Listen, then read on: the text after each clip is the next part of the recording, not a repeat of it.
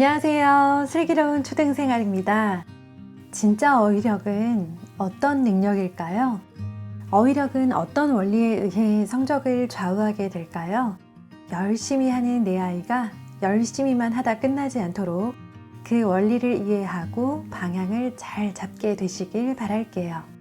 흔히 어휘를 안다라고 하면 들어본 적이 있는 어휘라고 착각하기 쉬운데요. 그건 아는 게 아닙니다. 정확한 뜻을 모른 채 어림짐작으로 쓰는 어휘. 들어본 적은 있지만 막상 쓰려고 하면 혀끝에서 맴돌다 끝내 생각나지 않는 어휘는 아는 어휘가 아닙니다. 아는 것 같지만 실제로 말하거나 글을 쓸 때 활용하지 못하는 어휘는 결국 모르는 어휘와 같습니다. 보통 성인이 사용하는 어휘가 2만 개에서 10만 개 사이입니다.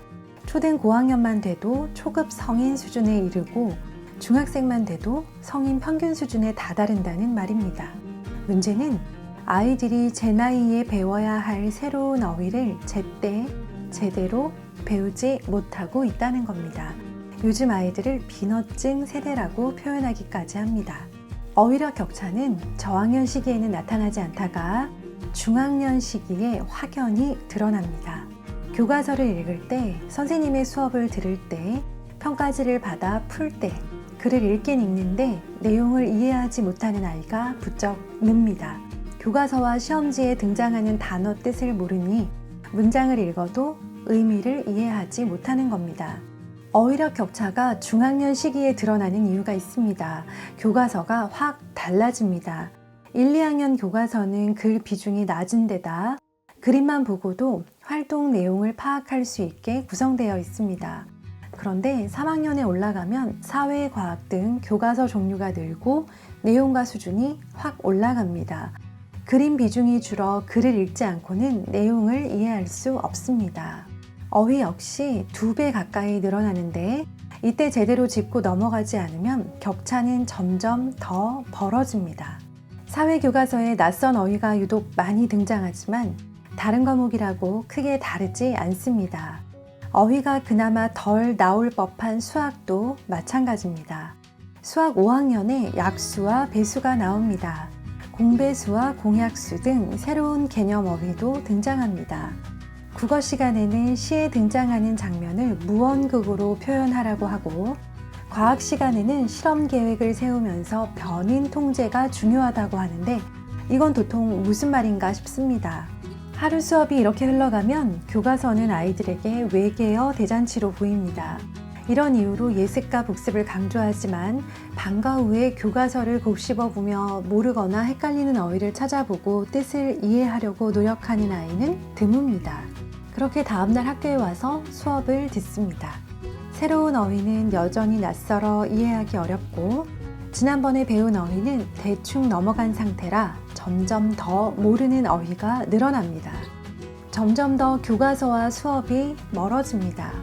배움에 대한 설렘과 잘하고 싶었던 의욕이 서서히 사라지고 수업 시간에 차츰 소외됩니다. 수업을 그렇게 흘려보내면 학원을 아무리 열심히 다녀도 성적이 오르지 않습니다. 자, 그럼 여러분, 사랑하고 정말 잘 키우고 싶은 내 아이, 비너증에 걸리지 않도록 돕기 위해 부모는 어떤 노력을 해야 할까요? 첫째, 학교 수업이 최고이자 최선입니다. 아이들은 학교와 가정에서 가장 많은 어휘를 만나지만 학교에서 접하는 어휘와 가정에서 접하는 어휘는 차이가 납니다. 가정에서는 일상생활 중심어를 주로 접하지만 학교에서는 생활 속 어휘는 물론 학습에 필수적인 전문어와 개념어를 함께 배웁니다. 연구에 따르면 초등 6년 동안 교과서로 배울 수 있는 어휘는 2만 7천여 개인데요.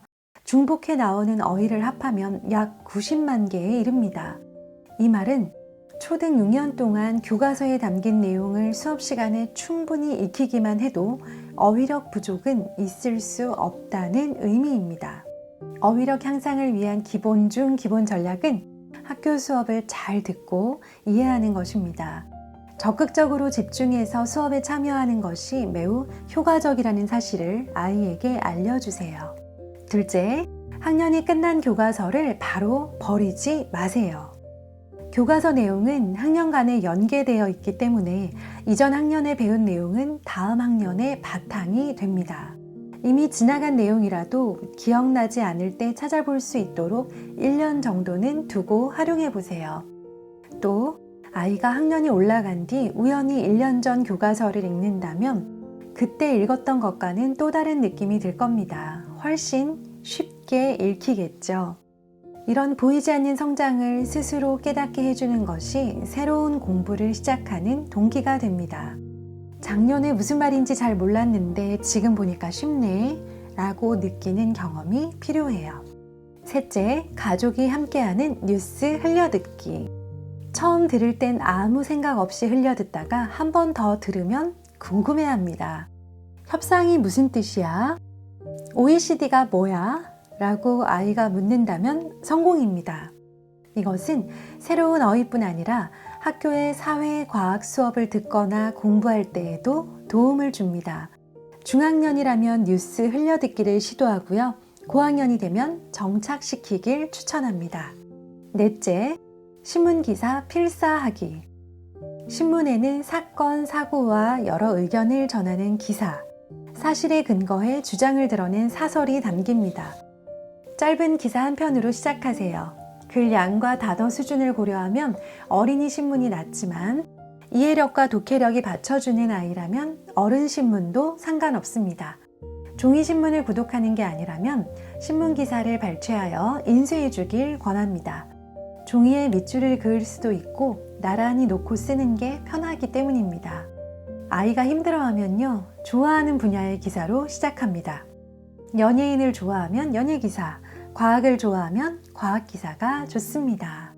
네, 지금까지 들려드린 내용은 현직 초등교사인 박명선 선생님의 저서 초등 어휘력이 공부력이다의 본문을 재구성한 것입니다.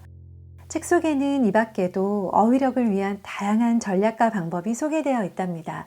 저는 그 중에서도 공부 열심히 하는 중인 저희 첫째 아이와 느린 학습자이자 지적장애를 가진 특수교육 대상자인 저희 둘째 아이 모두와 실제 실천하고 있는 것만 추려서 소개해 드려 보았습니다. 또 하나, 본문에 나오지는 않았지만 제가 가장 노력하는 어휘력 학습 한 가지도 말씀드릴게요. 아이들의 어휘력을 높이기 위해 제가 매일 책을 읽고 있습니다. 책 속 어휘들에 노출되어 있으면요, 아이들과의 대화 속에서 자연스레 그 어휘들이 나오게 되거든요. 어렵고 딱딱한 어휘는 아니지만 일상에서 흔히 쓰지 않는 어휘를 아이들과의 대화에 슬쩍 사용해 봤는데요. 한참 지나 아이가 그 어휘를 말로 하거나 글에 활용하는 모습을 볼 땐 엄마로서의 묘한 짜릿함이 느껴진답니다. 아이의 성장을 위해 함께 노력하시는 우리 슬조 가족분들께 진심으로 추천하고 싶은 저만의 꾸준한 노력이랍니다. 그런 의미에서 오랜만에 한번 여쭤볼까요? 여러분, 독서하셨나요? 감사합니다.